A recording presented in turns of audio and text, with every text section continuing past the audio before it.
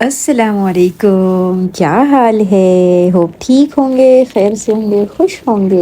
अल्हम्दुलिल्लाह हम भी बिल्कुल ठीक है। ये था शाम के 5 बजे का टाइम। हनान और मैं बहुत अच्छी एक नींद लेकर उठे थे क्योंकि मेरा मदरसा नहीं था, तो अगर मदरसा नहीं होता दोपहर का तो मुझको अल्हम्दुलिल्लाह बहुत अच्छी नींद आ जाती है। तैलुल्लाह सुन्नत भी है, तो बस वही उठे हम।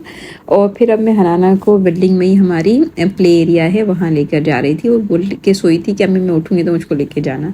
मैंने कहा चलो जाकर आते हैं। सो बस हम दोनों आ गए। ये है प्ले एरिया। यहाँ पर स्विमिंग पूल भी है जो हम बहुत कम आते हैं, यानी संडे संडे टाइम मिलता है क्योंकि बच्चे पूरा दिन स्कूल मदरसे ट्यूशन इसी में बिजी होते हैं और बहुत कम टाइम मिल पाता है, तब हम आते हैं। इंशाल्लाह एक दिन हम यहाँ आएंगे ना तो मैं यहाँ का भी विजिट कराऊंगी। बस 20-22 मिनट बच्ची खेल लेगी, मेरे को खुशी हो जाएगी कि चलो बच्ची ने खेल लिया, उसको भी इंजॉयमेंट थोड़ी हो गई। क्योंकि भाई बहन रहते ना साथ में तो बहुत मस्ती करती है वो। क्यों अभी तो है नहीं, वो लोग मदरसे गए हैं, फिर उसके बाद ट्यूशन जाएंगे तो लेट आएंगे, तो बस वो अकेले बोर हो जाती है। तो फिर हम ऐसा, अगर मेरी छुट्टी है तो मैं इधर आ जाती हूँ उसको लेकर। Honey, ¿qué color es? Amarillo. ¿Y qué color es? Verde. ¿Qué color es? Azul, ajá। फिर उसने खेल लिया, 20-25 मिनट खेला है, ज़्यादा नहीं, बस उसको भी हो जाता है कि कोई है नहीं खेलने वाला तो मैं वापस जाती हूँ। तो हम आ गए थे। अब मुझको बनाना था रात के लिए खाना। आज मैं आपसे इवनिंग रूटीन थोड़ी शेयर कर रही हूँ, इवनिंग टू मॉर्निंग रूटीन, कि भाई क्या चलते रहता है। तो खाने में आज मैं बना रही थी मटन भुना। ये मैंने सोचा आज ये बना लूँ। बच्चे गोश्त का सालन वगैरह भुना ऐसा कुछ खाते नहीं इतना शौक से, तो उनके लिए एज़ यूजुअल पिज़्ज़ा और गार्लिक ब्रेड की आज मैं आपसे रेसिपी शेयर करूँगी। पहले हम ये भुना मटन ये मिट्टी के बर्तन में बनाना है, ये मैं आपसे शेयर करती हूँ। उसके लिए सबसे पहले मैंने मिट्टी के बर्तन में तेल डाला है, खोपरे का तेल। आपको पता है मैं कोकोनट ऑयल यूज़ करती हूँ खाने के लिए, ऑर्गेनिक वाला, वो डाला है। और उसमें कुछ खड़े मसाले जैसे कि लौंग, ज़ीरा, काली मिरी, इलायची और तेज़पत्ता, ये डाल के हल्का सा सौटे किया है। उसके बाद फिर मैंने प्याज कट करके डाल दिया है। प्याज को थोड़ा ही भुना है, ज़्यादा उसको रेड वेड नहीं किया है, गोल्डन नहीं किया है, बस उसको हल्का सा भुना है। उसके बाद उसमें गोश्त डाल दिया। अब गोश्त को थोड़ा भुना, उसमें फिर जो भी बेसिक हमारे मसाले होते हैं, मिर्ची पाउडर, धनिया का पाउडर, नमक और हल्दी, और मेरे पास ये बिहारी कबाब का मसाला था तो मैंने वो भी थोड़ा सा ऐड कर दिया। और फिर अदरक लहसुन वगैरह डाल के उसको अच्छे से भुना है। फिर जब अच्छा सा भुन गया तो उसमें 2 टमाटर मैंने वो कट करके चॉप करके वो डाले हैं, और फिर उसको भी भून दिया। वो भुना गोश्त है ना, जितना भुनेगा उतना मज़ा आएगी, तो बस उसको भुना है। और उसके बाद फिर जब वो भून गया तो मैंने थोड़ी दही डाला है, दही डाल के भी अच्छा सा उसको भूनने के लिए रख दिया है। मैंने पिज़्ज़ा की रेसिपी शेयर की है, तो आज मैं पिज़्ज़ा की रेसिपी नहीं शेयर करूँगी आपसे, आज गार्लिक ब्रेड की मुझको रेसिपी शेयर करनी है। इंशाल्लाह इसको मैं डिस्क्रिप्शन बॉक्स में लिख दूँगी, आप बनाओगे आपको अच्छा लगेगा इंशाल्लाह। तो इसी में मैंने पिज़्ज़े का आटा यानी बनाया है, तो अब मैं इसमें ही गार्लिक ब्रेड का बना रही हूँ। उसके लिए मैंने 2 कप मैदा लिया है और 1/4 कप इसमें दूध का पाउडर लिया है, 2 टीस्पून इसमें ईस्ट है, और फिर थोड़ी शक्कर, थोड़ा नमक और थोड़ा गार्लिक पाउडर भी डाल दिया है। बस ये सब डाल के, और 2 टेबल स्पून इसमें क्या कहते हैं ऑलिव ऑयल भी यूज़ किया है। उस डाल के अच्छा सा उसको गून लिया है। फिर उसमें अंदर लगाने के लिए हम बटर तैयार करते हैं। उसके लिए मैंने बटर लिया है, और फिर उसमें थोड़ा फ्रेश गार्लिक जो होता है ना उसको पीस के वो डाला है, और थोड़ी कोतमीर कट करके डाल दी है, और ओरेगानो और चिली फ्लेक्स ये सब डाल के उसको अच्छा सा मिक्स किया है। अभी वो जब इंशाल्लाह जब राइस हो जाएगा अच्छे से तो हम ये लगाएंगे। चलिए, ये हमारा गोश्त अच्छे से भून गया है पूरा, यानी टमाटर और दही और सारे मसालों के साथ। अब चूँकि मैंने कुकर नहीं यूज़ किया है, मिट्टी के बर्तन में जो खाना बनता है ना उसके भी टेस्ट अलग ही होता है, तो अब गलाना भी मुझको इसमें ही था। तब मैं पानी डाल के थोड़ा और उसको अच्छे से पैक करके, क्योंकि वो जो लिड था ना उसका वो सब भाप निकल जा रही थी, तो मैंने सोचा कि ये फॉइल पेपर लगा देते हैं, और उसको अच्छे से धीमी आंच पे छोड़ दिया था। तो 1 घंटे में बहुत अच्छा सा वो गल गया था। तो अब देखिए कि ये 1 घंटे बाद इसका ये लुक हुआ, बहुत अच्छा सा माशाल्लाह भून गया। मिट्टी का बर्तन ऐसा ही होता है, थोड़ा यानी मैसी ज़्यादा लगता है, पर यह इंशाल्लाह कोई बात नहीं, ठीक हो जाएगा वो बाद में। तो ये मैंने निकाल लिया और इस पर यह धनिया डाल दिया। ये आपका सालन तैयार है। अब मैंने सोचा कि थोड़े पराठे शराठे बनाए जाए, तो बस ये मैं पराठे बना रही थी। उसके लिए मैं इस तरह से मैंने उसको थोड़ा सा लंबा बेला है रोटी को, उसमें थोड़ा मैंने आज ऑयल यूज़ किया, घी नहीं लगाया है। और वो जो बटर मैंने अभी बनाया ना, मैंने सोचा वो थोड़ा ऊपर लगा देंगे तो अलग से थोड़ा टेस्ट आ जाएगा। तो यह लंबा बेला है और उसके बाद इस तरीके से उसको काट करती गई और इसमें तेल लगा के और थोड़ा सा फ्लावर उस पर डस्ट करके अब इस तरीके से मैंने उसको लपेटती गई। उससे क्या होगा कि वो लच्छा और लेयर वाले पराठे बनते हैं तो बहुत अच्छे लगते हैं, ट्राई करिएगा। बस फिर उसको सेकने के लिए रखा है और देखिए आप कितना माशाल्लाह अच्छे से खिल खिल के आ रहा है। ये अच्छा लगता है, लेयर वाले ऐसे पराठे रहते हैं। आप नॉर्मल रोटी बनाओ और नॉर्मल पराठा बनाओ, उसकी बात अलग होती है और ये लेयर वालों की बात भी थोड़ी अलग होती है। तो अल्हम्दुलिल्लाह जब ये पक के निकल गया तो ये बटर मैं इस पर लगाते जा रही थी। तो हमारे लिए मैंने ये भुना गोश्त और ये पराठे बना लिया और बच्चों के लिए अब आते हैं गार्लिक ब्रेड की तरफ। अभी अच्छा सा खिल गया तो मैंने उसको बेला है यानी राउंड शेप में, और अभी जो बटर हमने बनाया था ना ये इसमें मैं लगाते जा रही थी। और उसके बाद फिर मैंने थोड़ा चीज़ डाला है क्योंकि गार्लिक चीज़ ब्रेड, तो चीज़ डाल दिया और उसको फिर ऐसे बंद कर दिया और उसको ट्रे में रख दिया मैंने और छुरी की मदद से उसमें थोड़े से यानी कट लगा दिए कि भाई खाने में आसानी हो, और ऊपर से फिर से बटर लगा दिया। अब ये दोनों चीज़ यानी एक तरफ पिज़्ज़ा और एक तरफ ये गार्लिक ब्रेड मैंने बेक करने के लिए रख दिया। अल्हम्दुलिल्लाह देखिए कितने अच्छे से यानी आज का डिनर तैयार हुआ है।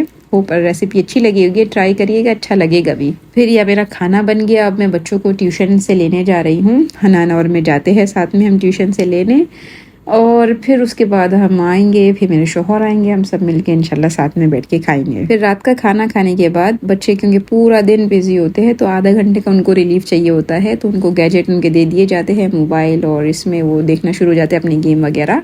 तो आधा से पौने घंटा वो उसमें देखते हैं और अल्हम्दुलिल्लाह हमारे घर में 9 साढ़े 9 बजे तक सो ही जाते हैं। अब सोने से पहले कि आप ये मस्ती देखें बच्चों की, चेक करें कि कितनी मस्ती यानी उनको हो रही होती है, क्योंकि पूरे दिन भर में यही टाइम होता है कि वो थोड़ा सा रिलीफ अपने आप को समझे। मतलब आजकल के बच्चों के पास भी बहुत बर्डन चल रहा होता है।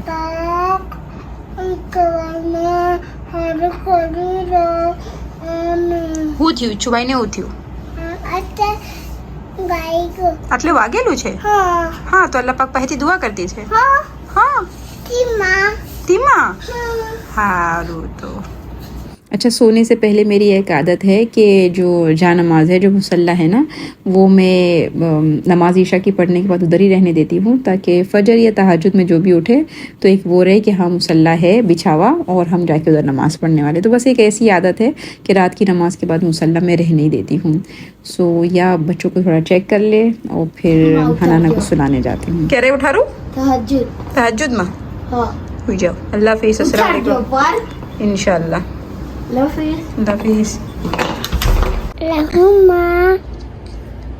अल्लाहुम्मा इसमें का अमुतु। बस ये माशाल्लाह बहुत अच्छे से बच्चे दुआ वगैरह पढ़ के सो जाते हैं। बस बहरहाल ये हो गई हमारी सुबह, और सुबह के टाइम पर अल्हम्दुलिल्लाह तहज्जुद में उठ गए थे और ये शोहर पढ़े हैं, अब मैं पढ़ूंगी। ऐसे ही शाम होती जाएगी और ऐसे ही सुबह होती जाएगी और फिर ज़िंदगी तमाम हो जाएगी। देखना है कि हमने इस टाइम को कैसे इस्तेमाल किया है और हमने कहाँ इन कामों में, किस कामों में खर्च किया है। देखिए हम इंसान हैं, इंसान सिर्फ खाने पीने और घर बनाने के लिए नहीं आया था। और मेरा एक वीडियो है, आप जाके देख सकते हैं टाइम मैनेजमेंट के ऊपर, उसमें मैंने बताया है कि अगर सिर्फ घर बनाना होता तो मकड़ी जो है ना बहुत अच्छा घर बनाती है और चूंटी 6 महीने की प्रिपरेशन कर लेती है आगे से। तो अगर सिर्फ यही काम होता तो इतना अजीम इंसान बनाने की फिर ज़रूरत नहीं थी ना। तो ये काम तो जानवर भी अच्छे से कर रहे हैं, लेकिन इंसान के पास अल्लाह ने ताकत दी है कि अपने टाइम को कैसे मैनेज कर सकता है और किन कामों में उसको खर्च कर सकता है। इनके अलावा ये तो करने हैं काम भी, लेकिन इनके अलावा किस काम में खर्चा करके वो अपने लिए जन्नत कमा सकता है या दोज़ख कमा सकता है। अभी मैं रिकॉर्डिंग करने बैठी थी रात में, तो मैं बच्चों से वही बात कर रही कि बेटा ये जो अपनी ज़िंदगी है, जो टाइम मिला है ना, बहुत कीमती चीज़ है। हमारे नबी को 23 साल का ये टाइम मिला था नबूवत का, और हमारे नबी ने 23 साल में ऐसा काम किया है कि क़यामत तक के लिए हो गया वो काम। तो मैंने बच्चों को बताया आप अपनी ज़िंदगी में ऐसा क्या करोगे कि आपके जाने के बाद भी आपके लिए दुआओं के लिए हाथ उठे। तो कुछ काम करना पड़ेगा ना। अगर आपके आने से दुनिया को फ़र्क नहीं पड़ा तो आपके जाने से भी नहीं पड़ेगा। तो अभी मैं बच्चों को वही सिखाना, मेरा मतलब ये था कि अपने टाइम को बेटा अच्छे काम में यूज़ करो, वरना तो ज़िंदगी तो ख़त्म हो ही जाएगी। मेरी आपकी सबकी एक दिन फिनिश ख़त्म है, लेकिन उसको जो टाइम मिला है, गरीब अमीर सबको एक जैसा मिला है। जितने दुनिया के हिसाब से इनकलाब करे हैं या दीन के हिसाब से इनकलाब किए हैं, उन्होंने अपने टाइम को अच्छे से यूज़ किया है, अपनी एनर्जी को अच्छे कामों में यूज़ किया है, तब जाके ये सब पॉसिबल हो पाया है। सो हम और आप देखें कि हमारा टाइम किन कामों में जा रहा है। अगर सिर्फ बस दुनिया दुनिया दुनिया ही है तो थोड़ा हमको सोचने की ज़रूरत है। मैं अक्सर है ना वो किताब पढ़ती थी या कोई बयान में सुनती सिकंदर के बारे में कि उसने 33 साल में कैसे दुनिया मतलब फ़तेह कर लिया। पूरी दुनिया को फ़तेह करना कोई आसान थोड़ी है, थोड़ा हिस्सा कुछ बाकी रह गया था पर दुनिया फ़तेह कर लिया। तो अब वो मेरी एक बचपन की थॉट बता रही हूँ जब ऐसा मैंने सुना था उसके बारे में, तो मैंने सोचा था मैं 33 तक पहुँचूँगी ना तो चलो दुनिया तो नहीं फ़तेह करेंगे, सोच छोटी ना, हमारी सोच ही छोटी है। तो मैंने कहा एरिया तो कम से कम फ़तेह कर लेंगे तो अल्हम्दुलिल्लाह अभी 33 के आसपास चल रहे हैं, तो एरिया फ़तेह है। तो ऐसे इंसान सोचे, अगर मैं शायद के बड़ा सोचती तो बड़ा कुछ हो जाता है, लेकिन हमारी सोचें छोटी है। लेकिन बहरहाल, लेकिन अगर इंसान सोचता है और अपने टाइम को बराबर मैनेज करता है तो बिल्कुल वो कर सकता है। तो इंशाल्लाह हमारा आप देखें कि हम टाइम के साथ क्या कर सकते हैं। और 5:30 बजे हम बच्चों को उठाएंगे फजर की नमाज़ पढ़ने, वो नमाज़ पढ़ेंगे और मैं उनके लिए नाश्ता बनाऊँगी। अल्हम्दुलिल्लाह मुझको आदत है कि बच्चों को नाश्ता करा के ही, गर्मा गर्म नाश्ता करा के ही भी जाना है। वो टिफ़िन दूँगी वो अलग बात है, पर बच्चे माशाल्लाह खा के जाएंगे घर से। सो आज के लिए मैंने टिफ़िन में क्या बनाया है, ये मैंने सिनेमन रोल जो आपको पिछले ब्लॉग में शेयर किया था वो रखा है। और आज मैंने रोटी बनाना था, तो सब अलग अलग रोटी के साथ अलग चीज़ खाते हैं, तो एक ने रोटी के साथ चीज़ रख के दिया है और एक में न्यूटेला के साथ रोटी दिया है, और फिर एक डब्बे में रोटी है और साथ में थोड़े से आलू फ्राई कर लिए हैं।